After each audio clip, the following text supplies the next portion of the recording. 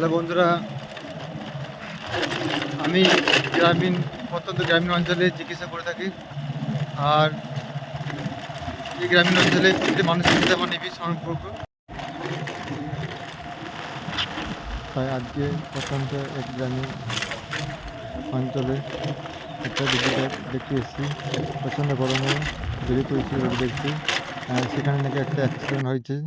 আমরা ভিডিওটা সবাই শেষ করে দেখলাম, তারা বুঝতে পারবেন। অ্যাক্সিডেন্ট হওয়ার পর তাকে বাড়িতে নিয়ে আসা হয়েছে।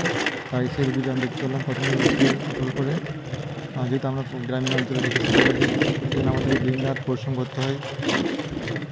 আমরা দিনরাত পরিশ্রম করে প্রত্যেকটি গ্রামীণ অঞ্চলে সাধারণ গরিব মানুষদের পরিশ্রম করে থাকি। আজও চলে এসেছি সেই গ্রামীণ এলাকায়, এখানে খুবই গরিব মানুষ বসবাস করে সেই সব পাড়ায়।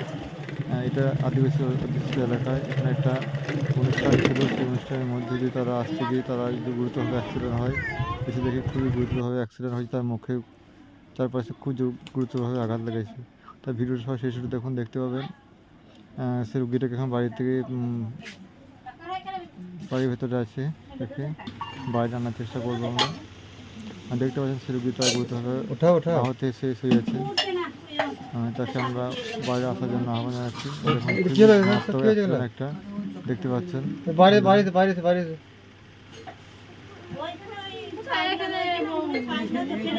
খুবই গুরুতর হয়ে চলে লেগেছে। তারপর চিকিৎসা আমরা দেবো। বাড়িতে বাইরে আসার জন্য তাকে আমরা বললাম। খুবই গরিব তাদের অনুষ্ঠানের মধ্যে দিয়ে তাদের এই গুরুতর অ্যাক্সিডেন্ট, খুবই দুঃখজনক ঘটনা। তার চিকিৎসা করবো আমরা প্রথমে। তাকে বাইরে আসার জন্য কোনো প্রচুর ড্রেসিং করতে হবে। তার মুখে চারিদিক থেকে চোট লেগেছে। দেখবেন আর অবশ্যই চ্যানেল সাবস্ক্রাইব করে দেবেন এবং পাশে থাকবেন। আর আমরা জানি যে যারা গ্রামীণ অঞ্চলে খুবই গরিব মানুষ, তাদের চিকিৎসা দিয়ে থাকি। আজ চলে এসেছি, দেখতে পাচ্ছেন খুবই গুরুতর হয়ে চলে গেছে।